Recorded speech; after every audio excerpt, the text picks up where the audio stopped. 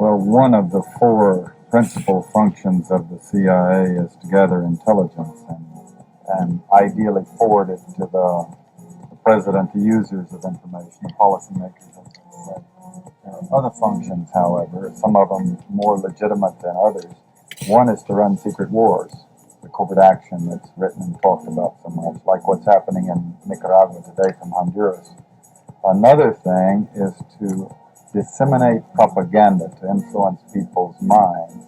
And this is a major function of the CIA. And unfortunately, of course, it overlaps into the gathering of information.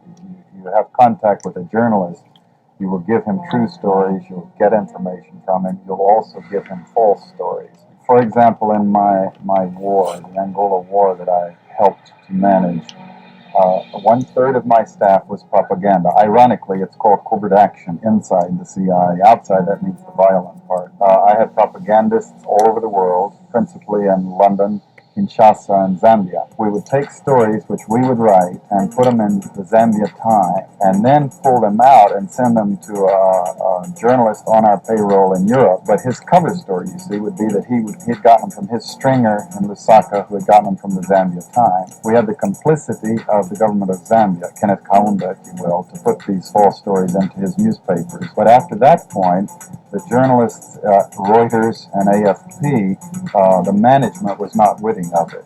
Now, our contact man in Europe was, and we pumped just dozens of stories about Cuban atrocities, Cuban rapists.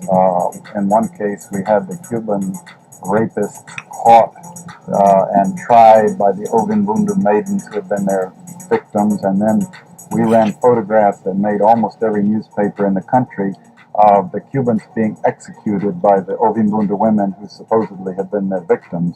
These were fake photos? Oh, absolutely. We didn't know of one single atrocity committed by the Cubans. It was pure, raw, false propaganda to create an illusion of communists, eating babies for breakfast, and that's totally false propaganda.